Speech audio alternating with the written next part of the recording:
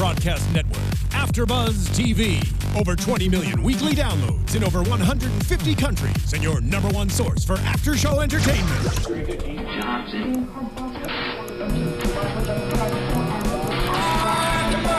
AFTERBUZZ TV, the destination for TV superfans. Producing aftershows for over 300 of your favorite TV shows. Interviewing celebrities and showrunners. And bringing you behind-the-scenes exclusives. All thanks to E! Entertainment's Maria Menounos, producer Kevin Undergaro, and internet leader Akamai. Now, let the buzz begin! All right, we're starting today's show off on a very somber note. Everybody hurts sometimes. Everybody on American Crime hurts all the time. Guys, it is. We apologize. We started a little bit later today, but we are happy that you are joining us for Season 2 American Crime AfterBuzz Recap. Episode 9. I'm your host, Erica Renee Davis. You can find me on Snapchat, Periscope, Twitter, Instagram at Erica Renee D. I'm Erica Jaye Green. You can find me on all social media at Erica Jaye Green. Hey guys, and I'm Joshua Johnson. You can find me on social media at JJ the Talented. And as you guys can see, we're missing a couple tonight. I think last night's episode just did everyone in emotionally. That's why Nick and Johnny could not be here tonight. But thank you guys for watching. Okay, a lot to talk about. Let's jump right in. This episode for me, I would like to call it Dog Eat Dog. This is the Dog Eat Dog episode. That's how I would characterize it. I think for the first time we saw every character go out for him or for herself. And that to me is a storyline that hasn't been as consistent. There's been characters who've been empathetic, there have been characters who've been scared, there have been characters who've been bullied. This episode, everyone was out for him or herself. Erica, Josh. Yeah. No, definitely true. Yeah. Especially, in my opinion, especially the women in this episode, they really showed a side I hadn't seen before for all of them. So, whether it was Leslie, whether it was the girl who set the guy up at the other high school in the board meeting, and then Eric's mom. Eric's mom, yeah. There's a couple more, but yeah, it was crazy. Effie was like, I'm about to make my money. Oh, yeah. Get it. I'm not mad at you. The thing that really hit me was like being realistic. Yeah. And that's why I appreciate what Effie was saying. She was like, I have to look out for myself. You lied about this, you lied about that. We still really don't know what happened. I mean, he said that this is what happened, but he looked a little unsure. But, he's a little out of it right now. Taylor is, yes. So... Okay. So go ahead, Josh. So the episode starts off with we see Sebastian, and we talked a little bit last week about why is Sebastian coming. Like if he is an internet vigilante justice type character, why can't you just do that from hundreds and hundreds of miles away? And I think someone on the panel last week said, oh, he wanted to meet her in person. But I think this episode, Eric, you're shaking your head. I think this episode we saw the relevance of him being there. You're shaking your head. You disagree. The relevance, we saw that what he's really after. He literally, his quote was, pay attention to me. You're going to see what I'm going to do, pretty much is what he said.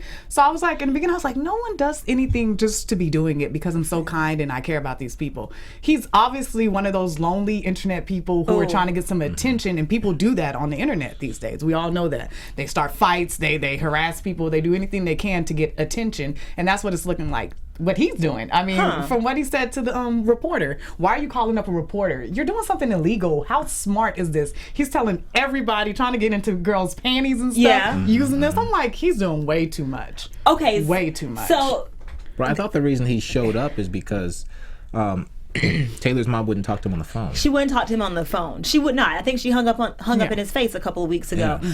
So that was his motivation for going. But at the same token, like you say, Erica, like why is he, like, what is his motivation? Why is he so hell bent on helping Ann and Taylor? Because as you said, no one does anything for free. No. Like what is he doing? Is he there to try to, like you said, try to sleep with random women? Is he there? I don't know. It was so odd to me. Like, why are you're going around, like, if I'm going to do something because I'm so bent on helping someone out, I'm not going to go around and spread it around, even especially if it's illegal. He's meeting up with women in chats and stuff, telling them about it. I just thought that was the oddest thing. I was like, this is weird. Okay, leaving his daughters and stuff to go meet up with women. I'm like, this guy is obviously...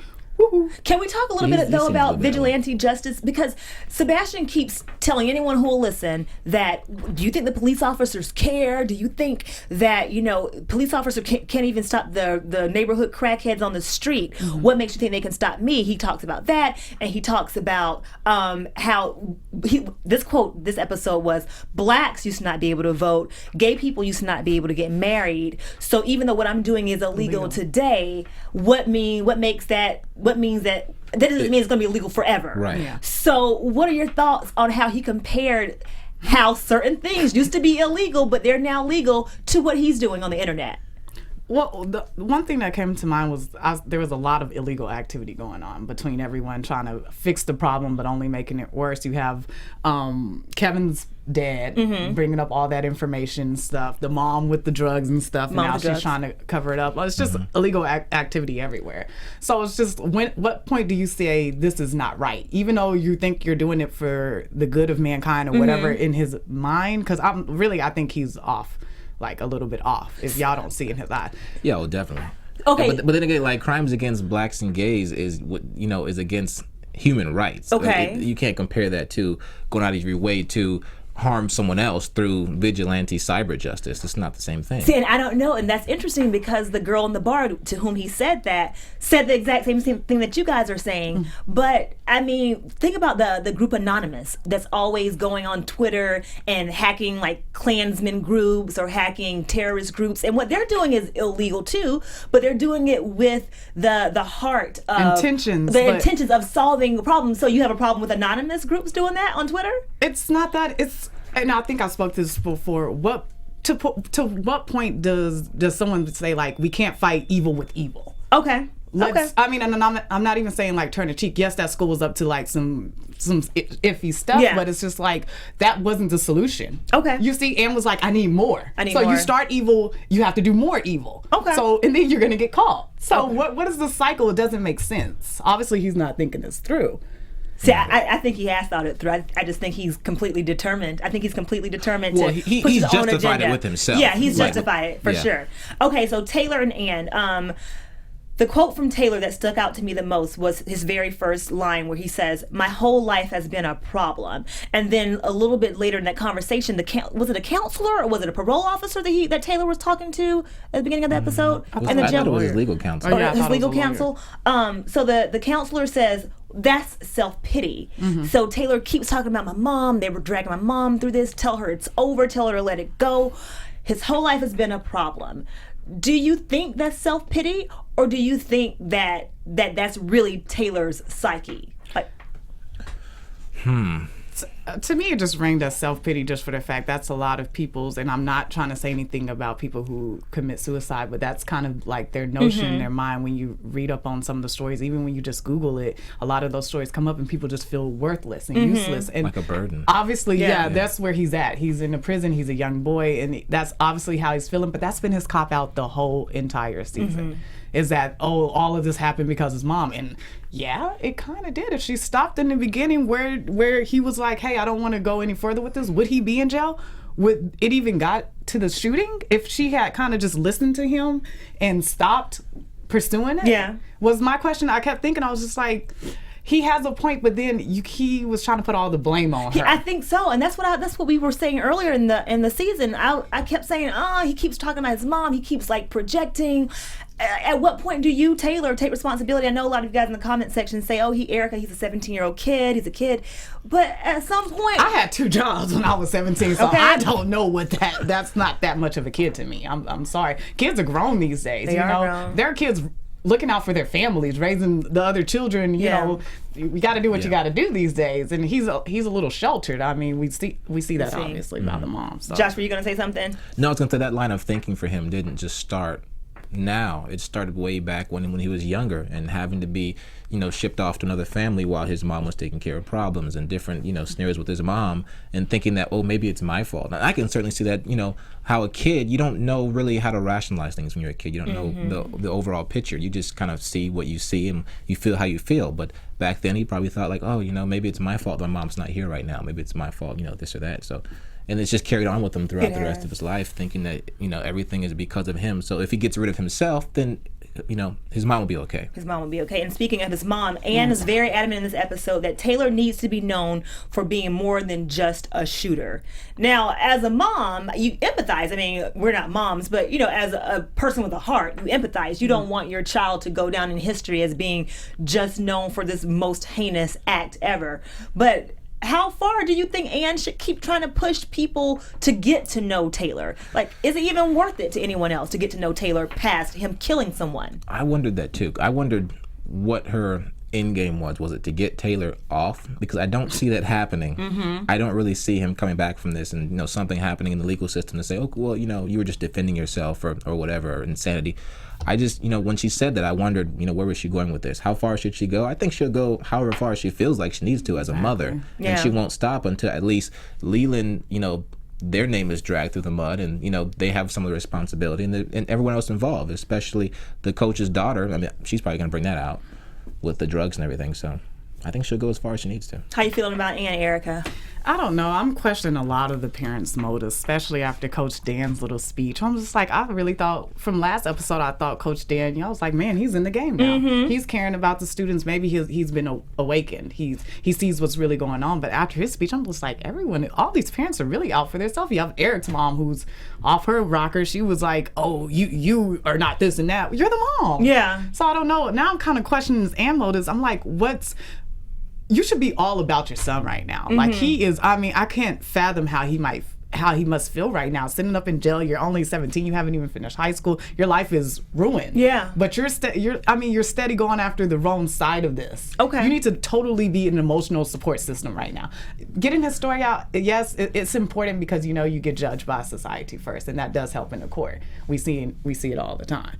But she still sees her son, even though he's the shooter, she still sees him as the victim. As a son, yeah. As exactly. a victim, yeah. As a victim. And so we saw she's going to from try to make him the victim however she can and make that be the bigger story, is my son is the victim in all this. And there's a reason why he did what he did, because he's a victim. And we saw that last week when we were watching the snippets of the teachers from Columbine and the mothers who had kids who committed suicide, and then even some of the kids who did their little vignettes, well, I say kids, but teenagers, young adults who did their vignettes for last week's episode. And you see the teacher say, my child wasn't killed in Columbine, but I was a teacher who taught a kid who was a murderer. And so we saw the different angles and the different facets of how everyone is a victim. So Josh, he definitely killed Wes, and I can't say without reason, but when is killing justified? That's another conversation for another day. But I understand why Ann wants her son to be a victim too, because he kind of is a victim. Or not of getting murdered. Josh, you're like, no. You're like, no. No. That's what I was saying. To a certain extent. To a certain extent. Yeah. Okay. I agree with that to a certain extent, but it's her treating him more like a baby. Like a baby. Well, no, that's being a crutch to him. It's not going to help. It's to the extent that she doesn't. I mean, she's looking at her son like everyone else looking at her son like this guy's just some crazy kid who went to shoot somebody. But she's really trying to paint the picture that there was, he didn't set out to do that. Well, he did, but he did. Yeah. However, that there was a reason for it. There was and she believes that she can kind of justify his shooting through saying like he was like because of all this. He was driven to that. Let's move on really quickly to Becca, Dan, and Steph. Now, you were saying that last week, Erica, you felt like Dan was in the game. I kind of still feel like he's in the game. My note about Dan this week is Dan is turning into the hero. He tells Becca when she says, "Oh, I'm hero. sick." Strong. Bear with me. Bear with me. So Becca says, "You're not going to school." And Dan's like, "You're going to school." And Steph is saying, the wife is saying, "Oh, she might really be sick." I was really proud of Dan in that moment because I was proud of Dan, Eric. You're shaking your head at me. I was proud of Dan because at the beginning of the season, Dan was very fair weather. He wavered. Very dopey. But he's all of a sudden grown this big pair of balls, and he's not letting Becca dictate what's going on in the household, especially on the heels of the fact that he found out she's a drug dealer. I appreciate that. Like, you made your mistake, you take your butt to school, you face the music. I like that. Dan is feeling himself. Okay. Between that conversation between him and Eric. Okay. Do you can he even begin to understand what Eric is going through right now? To sit here and try to make it about him. Well, what about my family, Eric? I'm sitting here like, this is a young boy sitting here trying to tell you he can't deal with this right now, and you're just like, oh, what you think about me? Yeah. I think I got up on that part and was like, man, I'm done. I think I just threw my hands up at the screen like, Dan, get out of here. Yes, and then the whole thing with his daughter. I have to give mad props to Regina King's character because she's the only one who's like, we have to just listen to our child. Let him come to us and just listen. No one has done that. You know, very few times in the whole season has a parent sat down and tried to listen. Dan is not trying to hear his daughter. Your daughter has gone through something traumatic. See, I feel. And I've been to Josh, a school go ahead, where go. I went to a school where people died like once a year. They called it suicide high. What? My high school. And just the to be in that atmosphere, it's hard. Even if you didn't even know the person well, even if you just had a class, to be a kid and lose someone in your class, it makes it so real to you because you're like, that could have been me. Yeah. I'm that age and this person is gone. This person's life is ending. So you have to be so sensitive to that. And he wasn't. He was just kind of like feeling himself to me. I'm sorry. So Dan what is it that she's herself. going through? Is the fact that someone in her school died? Is talking the about fact that Go she ahead. feels like she contributed to it? Yeah, she's part. Not only, I mean, again, you know, this is where I would say they are young-minded and they are kids. She was part of the predicament. She, you know, Sold aided the with drugs, the drugs and stuff. So she's probably dealing with that guilt. Guilt can eat somebody up. So what if, you know, she went to school and things blew up or whatever, something else happened? You know, you just never know. You should give her the time that she needs. She just lost a classmate. Like, why push her to go back to school? Like, you saw what happened with the other kids, Eric and them. He left. Like, everybody, they're not handling it well. They're not handling it, but is handling it running away from it, and that's why I was proud of Dan for saying go to school. And Dan said to Becca, I will come in, I will check on you, I will make sure you're okay throughout the day, I'm going to be there with you. So yeah, maybe they could have more one-on-one counseling sessions outside of having the blow up in the family living room. But I still stand by that. Take your butt to school. You want to be a drug dealer? You take your butt to school. Sorry, Josh. Go ahead. I'm sorry. I keep cutting you off. No. You covered it. You covered it. I was just gonna say what was the deal with Steph though, and going to Anne. So let's talk about Steph. So Steph, guys, goes to Anne's house, and when she started talking to her and confessed that that Becca sold the drugs, I thought to myself, this is the dumbest mother Why would she go ever. and throw her daughter under the bus? Was she trying to just be honest and come clean, I think that was part of it. You know, teach her daughter something? Or at the end of that scene, she switches it. She switches it. These women in this episode, like the way she switched that like that. So I think Steph went to Anne with the intent of trying to, be mother to mother, heart to heart. Both of our kids are in a world of hurt and a world of trouble. Let's commiserate. Like, let's commiserate as mothers who want to protect our children. But then when Anne was like, dude, get out of my house, I was like, you know what? My child is not in jail. As a matter of fact, since your child is in jail, I will make sure he stays in jail forever and tell everyone that he was high. Yeah. So I think that scene turned beautifully. It was tragic. It was a tragic scene, but in a beautiful way. Yeah, but or was it the fact that she went there to to tell Anne the truth, but to kind of say, okay, now I've told you this, but please, can you keep my daughter out of it? Can you keep this to yourself? I'm telling you mother to mother because I think you should know, but let's not put that in the mix. But let's not reveal that information, but I want you to know. Yeah, no, she definitely went over there to try to do something. She's like, I'm not going to sit back anymore and let Dan act like he's doing all the stuff. So you think it was about Dan, Erica? I mean, I think it was about a lot of stuff. Why she take the pictures over there? I mean, it was just, what was her initial motives for it? But I know that she knew that if this didn't go my way, I have something else. I have something else in my bag. You know, this is not, if she doesn't want to do a heart to heart, well, I'm gonna pull this out on her. I think she definitely went over there calculated, because we don't think of her like that. I don't know if y'all do. I don't see stuff like that. I see her as like, okay, well, can you move aside? Yeah. So I mean, it was a changing game for her, but. I mean, I think that in that moment we really saw the mama bear come out, just as we've seen with Ann, just as we've seen with Terry, and I'm gonna say even Leslie, even though Leslie doesn't have kids, like the high school is that's her kid. I'm not saying the kids in the high school are her kids, but the high school itself, the high school and the prestige, like that is her baby. So we've seen every mother in this season protect her kid, protect her baby, and this is the first time we saw Steph do anything that was as strong and as determined as she did in that scene. You know, it was shady as hell. But Steph, I give you props. Yeah, but it was good. It was likely. Yeah. It was excellent. Okay, Kevin, Terry, Michael, thoughts on this family. Kevin, Terry, and Michael. You wanna go? I got nothing. Kevin, come on, Josh, you got something on Andre 3000. Okay, so my theory was kind of thrown out the window that Kevin. See, I kind of thought that Kevin might be curious. I'm not gonna go out and say. We still don't know though. Okay. But it looked like when he had a conversation with Eric in the episode that, because he was like, "You didn't even tell me you were gay," so I felt like, because originally I thought that there might be something between them, but we there's got some not. comments about but clearly there's not. Yeah. Because I think they're just friends. And because at that moment he said, I didn't know, why didn't you tell me you were gay? It was just genuinely like, I thought we were friends, why couldn't you even tell me this thing? So that's what I think about Kevin. But the fact that they went to the police, I mean, they're just looking out for their son like they did before. Poor Kevin.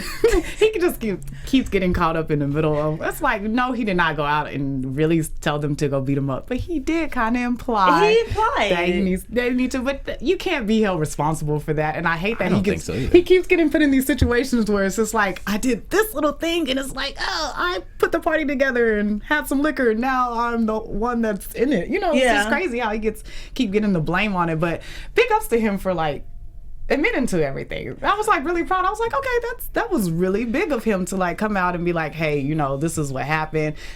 The whole team is falling apart over it. Yeah, I just thought that was crazy. What one guy beating them up over, you beat somebody up. What you mad about? Oh, I did it for you. I did it for you. So I'm like, what's going on with that? Right, okay, that was kind of. Thank you. I had the same thought. What was he gonna do? Thank you for that. Thank you for beating his ass. But then Kevin, because he provided the alcohol and the drugs, he's got a lot of responsibility. He's very culpable in this. And, you know, Erica, you said that Kevin, you know, went to the police and kudos to him for speaking up. But Kevin's been trying to speak up since episode 1 or 2, where he tried to give Eric the last shot, and where he asked his parents to help Eric's dad out because he didn't have any money. So I think Kevin's character has consistently tried to do the right things. Although on the flip side, he has kind of spoken out on both sides of his neck, as when he was venting to the basketball team who eventually went up and beat Taylor up, that caused Taylor to kill Wes. So all I'm saying is that Kevin's motives or Kevin's actions to go to the police, that's kind of been his thing. Yeah. But Kevin's got me confused. It's interesting to me how they have so much allegiance to him. Like, he's just like a god to these people. I'm just like, why would you go beat somebody up just because it's high school? No, it's high school. These are kids. No, I'm not gonna get in trouble just because somebody was like, "Oh, this guy made me mad and he a bitch. He bitch made." I'm like, but hold on. But it's a captain. Okay, so captain of the cheerleading team, captain of the football team. Like those people are the nucleus, or what's the plural of nucleus? Nuclei. Nucleuses. They are the nucleus of their respective squads. So when you're in high school and you're 15, 16, 17 years old, you want to be in good with the captain of the dance team, of the cheer team, of the football team. You do. I'm not saying every single person thinks this way, but obviously these kids at Leland are succumbing to groupthink in a major way. So I get why they would go try to do something to please Kevin. But for the show's sake, why did they put so much emphasis on it that we do this stuff for you, Kevin? You know, like, I'm just like, And then when we had him here, Trevor, when we had Trevor here, when I asked him about that, because we had some comments on the thing saying maybe he had some partake in something at the party, he was kind of like, I don't know. You know, he was like, I don't know. I was like, I was like, okay. He was acting. Can we please give kudos to the actors? Yes, again. The kids, I'm like, they're killing this. They are. They just shivers. Oof, I just get shivers. So let's move from the kids and talk about Leslie a little bit. Now, Leslie talks about how she, like, Felicity Huffman's performances are just, they blow everything out of the water. Right. It's just phenomenal. Like, if you're just to watch, it's like watching art on screen every single week. She says that she feels like she's being used as a scapegoat, and she from day one has made sure there's a paper trail of her innocence. And I think we have talked about this throughout the weeks. Everything was very calculated. Everything was very thoughtful. She knew that she was there at that school for a purpose, and the purpose was to keep the facade and the politics of everything together. And when she was talking about being used as a scapegoat, I kind of felt sorry for her.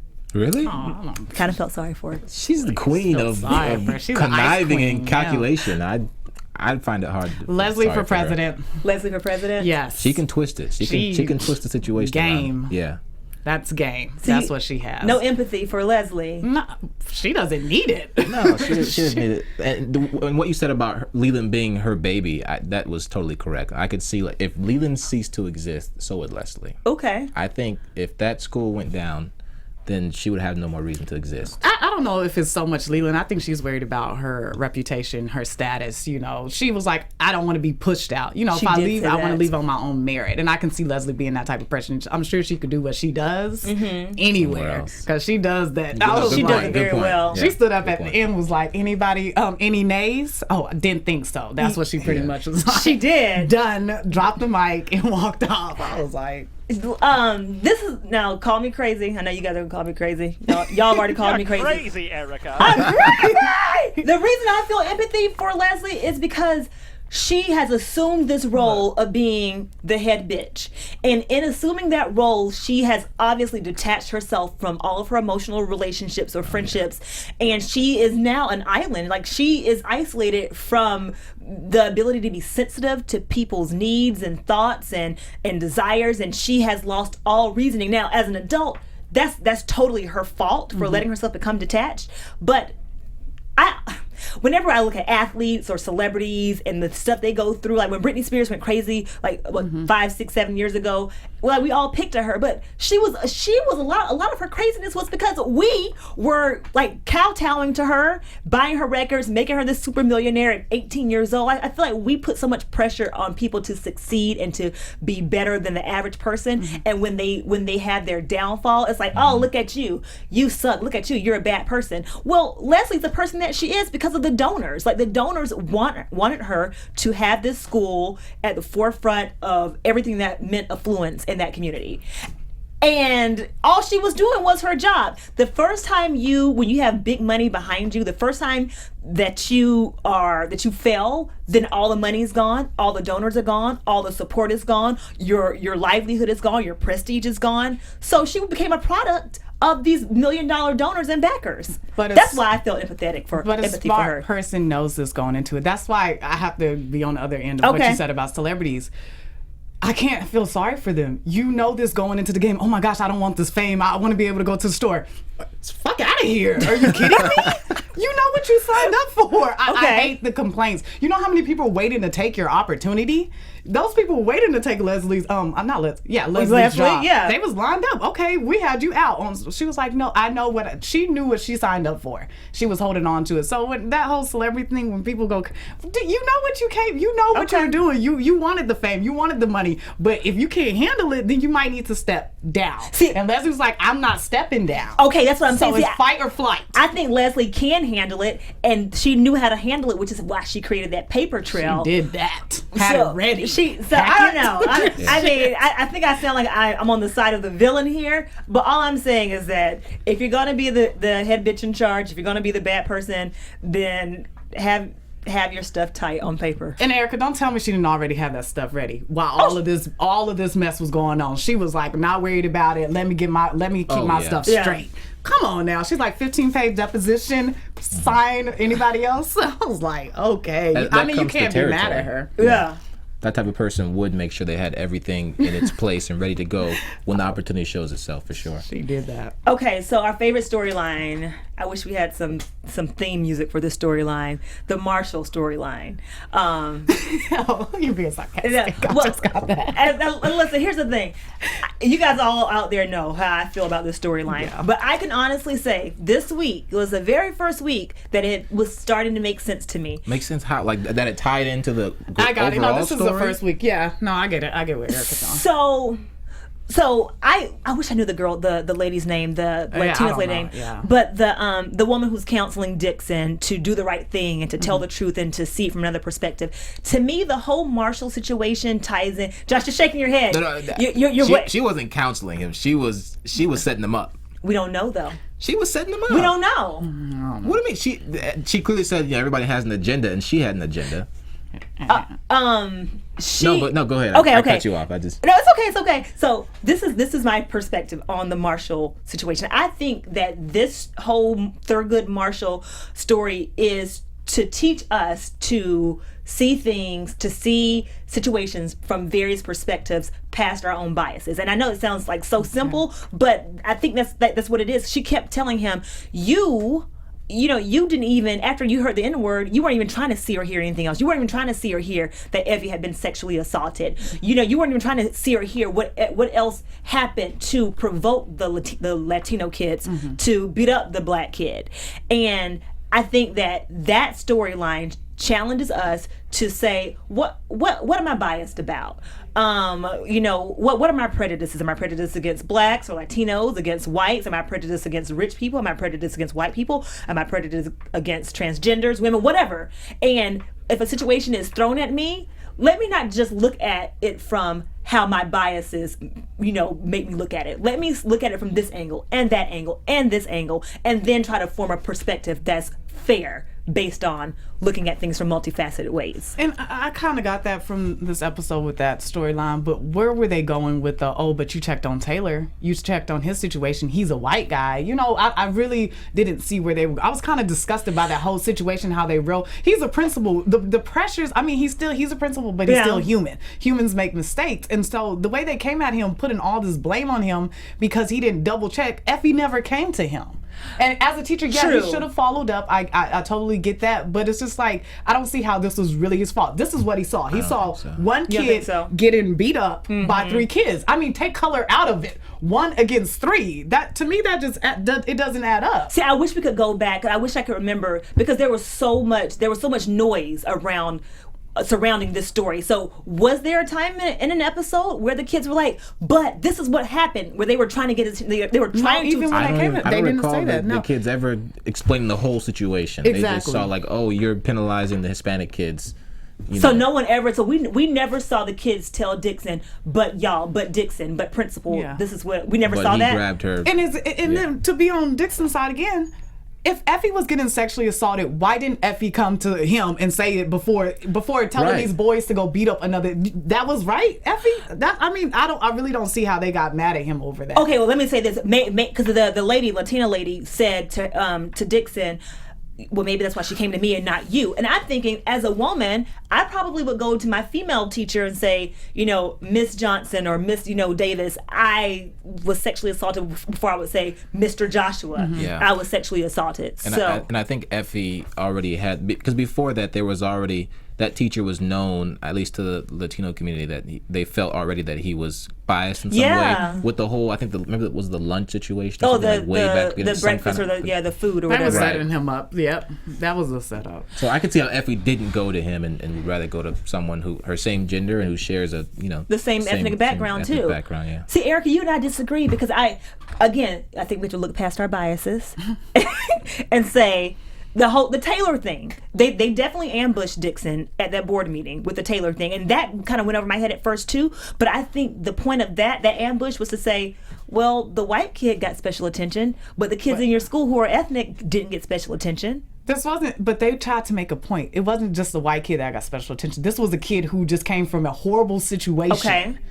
So of course you would want to double check. This kid just was having all the stuff in the media about rape. Okay. Wouldn't you, as a principal, double check? This kid is coming to my school now. That didn't make sense to me. It's meant they're trying to pin Taylor on him. The whole This ain't my issue. fault. Like, I would have been like, this ain't my fault. And that's what he was like. He was like, this is not my fault. But on the other end, that the fake friend, the snake in the grass, the Latina lady, and guys, please forgive us because I can't remember her name. Yeah, I don't. It escapes me at the moment and has escaped me throughout this entire season. But yeah, she wasn't my favorite. She has her own agenda, which she told Dixon, I have my own agenda. And I think that was a storyline in itself, but I think the major storyline was Dixon completely neglecting the kids in his school because he did not look past the N-word. He didn't look past his own color biases. That's what I think the Marshall storyline is. No, I think Dixon has a good heart, I believe. And he has every good intent. He really wants to be able to do what he can for his school, but so much is expected of him with so little resources. What can he really do? I feel bad for the guy. I do too. You know, I don't put a lot of the blame on him. I mean, some people would, but I'm on his side. Okay. It's because you're black and he's black. And you know what? People may think that. It's not. It's just like when you see something going on in front of you, and you have so much else to deal with. Like, it's not every day that you'll just be like, okay, well, let me find out exactly why all this happened. I just see what I see, and I discipline based on what I saw. I think the school system failed him. So he failed the school. And this is a true story throughout, schools and throughout our country, is the fact that there's so much to deal with, so little resources, but yet you have teachers who really mean well, but spending their hands are money tied. And stuff. You have a lot of teachers spending their own money out of their own pocket to make ends, meet. It's crazy. So we did Taylor, Ann, we did Sebastian, we did Becca, Dan, Steph, we did Leslie, Kevin, Terry, Michael. Talked about Eric and his mom a little bit. Did we miss any major? We talked about Marshall. Talked about Marshall for the first time at length. Did we miss anything else major? Peter coming back because the mom. Oh yeah, crazy. I guess that was interesting. It's sad that mother is so judgmental. The church folks. I don't want them looking at me. Well, they gonna look at you funny anyway, sweetie, for ditching your sons. Yeah. During the time, I can't. I'm not gonna even speak on that. Can we do some predictions really quickly, please? Predictions, Josh. Last episode finale. Wait. Predictions? Okay. Was the whole Regina King? What's her character's name? Terry. That whole issue with her, the scene in the restaurant, was that this episode or last episode? I don't know. It's 3 episodes ago. That was not 3 episodes. What's your prediction, Josh? Episode before last. The prediction. No, you go first. My prediction would have to be that, well, we know it's not going to all come too full from seeing last season. You don't know that. No. But I guess this is what I'm hoping to see. I'm hoping something is resolved in a positive way. No more fighting evil with evil and bad on bad, because it's not getting us anywhere. So I'm just hoping that, Taylor gets the help he needs. Obviously, he needs some help. And just everything is resolved in a way that it helps out the children. I mean, that's what we're here for. Right? Josh, give us a good prediction. Leslie will, in the end, remain, come off scot-free and unscathed. Okay. My prediction is that Sebastian, who drove all the way across the country for what, is going to go to prison. Yeah, I can see that. He seems like he would murder somebody to me.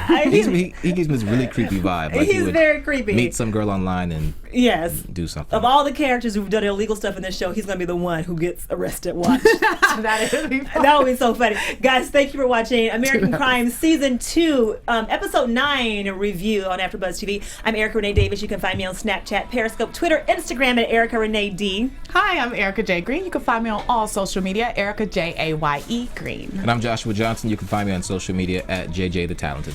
And guys, thank you for watching. We appreciate your comments. Make sure you follow us on Twitter and use the hashtag ABTV American Crime. We're going to continue this conversation on social media throughout the week. Cannot wait to hear what you guys have to say about this episode and getting ready for next week. We cannot wait. See ya. From executive producers Maria Menounos, Kevin Undergaro, Phil Svitek, and the entire AfterBuzz TV staff, we would like to thank you for listening to the AfterBuzz TV network. To watch or listen to other after shows and post comments or questions, be sure to visit AfterBuzzTV.com. I'm Sir Richard Wentworth, and this has been a presentation of AfterBuzz TV. Buzz you later. The views expressed herein are those of the hosts only and do not necessarily reflect the views of AfterBuzz TV or its owners or principals.